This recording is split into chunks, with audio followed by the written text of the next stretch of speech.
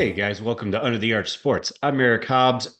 Just here to recap Mizzou's week 2 win over Buffalo 38-0. Going to talk about that a little bit. But first, please guys go ahead, subscribe to our YouTube channel and find us on all the social media, Facebook, Instagram, X, and Spotify. Okay. Before we get into the game itself, the first thing we have to talk about is Mizzou defensive end Eddie Kelly. He played Saturday against Buffalo with a heavy heart. His mother passed away unexpectedly on Wednesday. He got the game ball for this game, playing, for his mom, had a message written on the towel that he had, all that. There's an incredible picture in the Columbia Missourian of him kind of in prayer pregame in the end zone, and just tough situation there. Thoughts and prayers are with him and his family. Now, for the game itself, 38-0 speaks for itself, right? Let's start with the defense because I think you have to. Back-to-back shutouts. This is the first time anybody's done it at the FBS level since 2019 when Wisconsin did it. Back-to-back shutouts to begin the season, I should say. First time Mizzou's done that since 1935. So kind of new territory, I guess you'd say. And yes, I understand the competition is not what it's going to be, but at the same time, everybody else is playing smaller schools as well. Yeah, Georgia played, I think it's Tennessee Tech, for example, and they didn't give up much, but they didn't shut them out. So you have things like that where, yeah, consider who the opponent is, but also consider other people are playing smaller schools as well. And Missouri is the only one who has not given up a point this season. That lends itself to the statistics being ridiculous because, well, they gave up less than 200 yards of total offense. It was dominant. Buffalo didn't have a chance offensively. And what's nice about it is that Missouri's doing this with really, honestly, they're running kind of base package stuff. You didn't see a whole lot of exotic blitz packaging or anything like that. And you notice that the starters on defense played longer, I think, to ensure the shutout for Eddie Kelly. They were playing for him. That's something that Drinkwitz mentioned in the post game. So, given the circumstances, I don't think it's fair to question the starters staying in this game. Normal circumstances, yeah, why are they out there? But given the unique circumstances, absolutely no issue. Playing for the shutout for their teammate who's hurting, absolutely. Offensively, it was okay. I don't think it's fair to talk about Brady Cook and the deep ball for this game. There were two real home run balls that stick out to me. One hit Theo Weiss in the hands and maybe should have been caught. There were two defenders, beautifully placed ball in between those two defenders. One guy got a hand up, maybe distracted Weiss, whatever, but it hit him in the hands. The other one, Speedy Johnson, and he drew a PI out of it. And he may well have had a touchdown if not for the PI. It was a good ball. So there were no 5 yards over the receiver's head from Brady Cook this time. He finished 28 out of 36.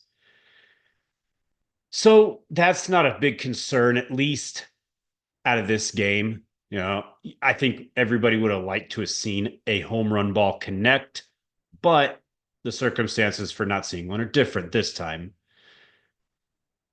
Theo Weiss, speaking of, career day, 13 catches, was 149 yards.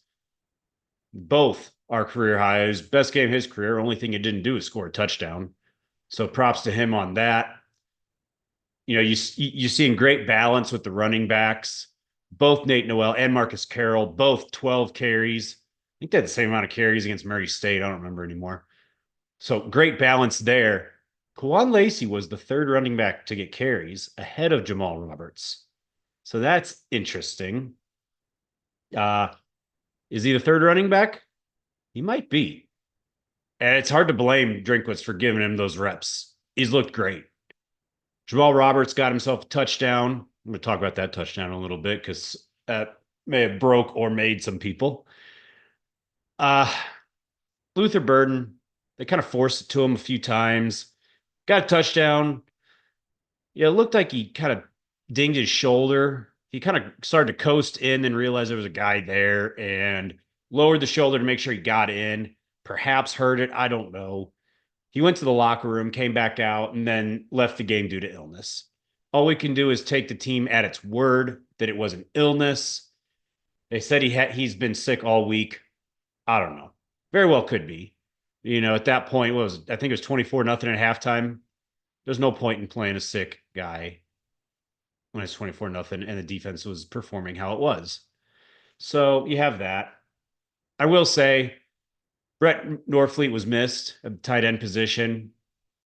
I don't know if we'll see him before the A&M game just to make sure he is 1,000,000% healthy, which Boston College and Vandy look better than you thought a couple weeks ago, but still, you should not need him to win those games. Mitchell Walters was playing right guard for Mizzou on Saturday. Cameron Johnson hurt his foot in practice. All indications are that he could have gone if he needed to, but it was a great opportunity to get Walters some reps. He appears to be the sixth offensive lineman to fill in wherever needed and make sure he's healthy for the rest of the season. I'm sure that considerations for the level of competition was a part of it. Fair enough, whatever. Mitchell Walters had one holding call, I believe, but overall did a decent job. Much improved from what he has been. So well done to him. Sloppy penalties, a lot of alignment stuff. That's early season stuff, I guess. You don't like to see it, honestly. I think that's some of it's discipline. Receivers can go and just talk with the lineman, get the side judge, hand out, hey, I want to be off the ball. I want to be on the ball. And the referee will tell them. They'll tell them if you want to be off the ball, you got to scoot back. If you want to be on the ball, scoot up or whatever. The referees will tell them that. So they just need to communicate. And that's a discipline thing. I think this offense right now is tinkering with some stuff, trying things out, and keeping it sort of vanilla, like the defense. So I don't know that it is as vanilla as I think they did last year, but I feel confident that they are definitely just keeping some stuff for later on this season, perhaps against Boston College. We'll see.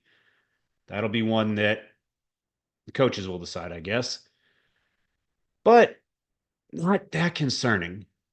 With special teams, Blake Craig, 1 out of 3 on field goals. That said, his shortest miss was 49 yards. Not that concerning. They were competitive kicks. They just, didn't go. So long kicks, whatever. If from 40 and in, he's close to automatic, you feel good about that. I'd rather have that, honestly, than have someone like a Mevis who has the cannon, but not always reliable. So, we'll see what comes of that. Not a concern in my mind. Looking ahead, Missouri now 6th in the country in the AP poll, 8th in the coaches poll. Boston College coming to town. They got everybody's attention by kind of dismantling Florida State. This may be, they're ranked 24th in the AP poll now. Second team getting votes in the coaches poll. We may find out if they're for real or if Florida State's just that bad. The opening spread was 16.5, I believe. Missouri was favored by. We'll see. We're going to preview that later on this week, get our full analysis and our picks. So stay tuned for that. Keep an eye out. Until next time, thank you for watching Under the Arch Sports.